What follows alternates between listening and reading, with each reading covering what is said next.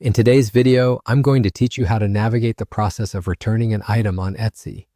This simple yet effective guide will walk you through the essential steps to ensure a smooth return process, helping you understand the platform system and making your experience hassle-free.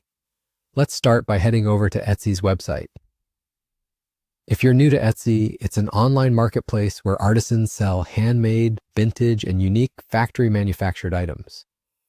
Once you're at the site, you'll want to log into your account.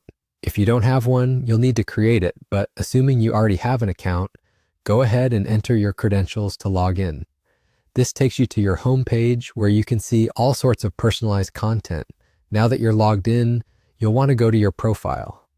Finding your profile is usually as easy as looking in the upper right-hand corner of the screen.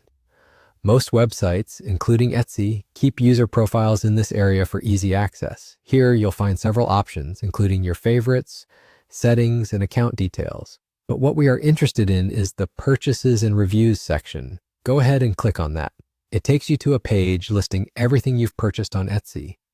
Once in your Purchases and Reviews, you will see a list of your recent orders. Locate the item you wish to return. There should be an option labeled Help with Order right next to it. Click on this option. It is key to remember that you should initiate this process within 48 hours of receiving the item. This time frame is critical, as many sellers have policies regarding returns that depend on this timeline. After selecting Help with Order, you'll be guided to communicate directly with the seller. This step involves reaching out to the seller with your request to return the item you've purchased. When contacting the seller, be clear and concise about why you are returning the item. Providing details such as any defects or how the item differs from the description can help facilitate a constructive dialogue. Completing these steps usually prompts the seller to guide you further on their return policy and the next steps to take, which might include how to ship the item back or if there will be any associated fees. And that's it. You've completed the process for initiating a return on Etsy. Keep an eye on your messages, as any further instructions should come from the seller.